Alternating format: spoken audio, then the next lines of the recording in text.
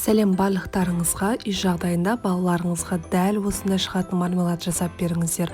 Жасалу жолы өте оңай, тіпті мектеп оқушысы да жасай алады. Ең бастысы құрамы халал болып саналады.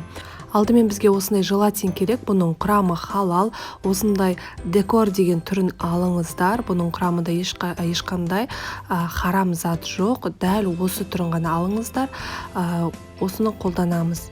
Одан кейін қант және де кез келген соктың түрі, одан кейін 2 ас қасықтай лимон шырыны немесе лимонная кислота қоссаңыздар да болады. Лимонная кислота кішкене ғана шай қасықпен алғандағы кішкене ғана алсаңыздар, соның өзі жеткілікті.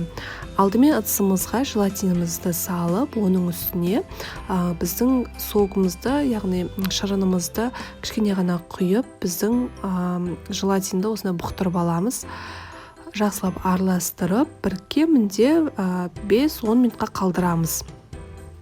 Оған дейін біздің ыдысымызға компотымызды, сок немесе варенье қолдансаңыздар да болады. Кішкене ғана лимон шырыны, 2 ас қасықтай қантты енді өз қалауларынша қосасыздар. Мен 2 ас қасық қостым және де кішкене ғана су құйып жібердім.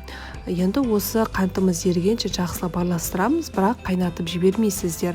Қантымыз еруі керек. Міне еріп бастаған кезде біздің дайындап қойған желатинімізді қосып, екеуін оттың асын өшіріп, біздің желатин ергенше жақсы болса араластырасыздар, қайнатпайсыздар, тағы да айтайын. Мінекей еріп болды. Мен осындай формаларға, кекс пісіретін силиконды формаларға құйып шығамын.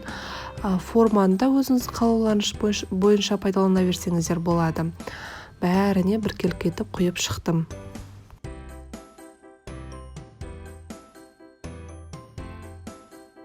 Осына кішкене ғана көпіріп тұрған жерлерін салфетканың көмегімен алып тастаймыз. Салқын жерімізге немесе холодильникке кемінде 1,5-2 сағаттай ұстаймыз. Уақыт өтіп шықты, біздің мармеладтарымыз дайын. Қараңыздар, дәл осындай керемет болып шығады. Міндетті түрде жасап көріңіздер.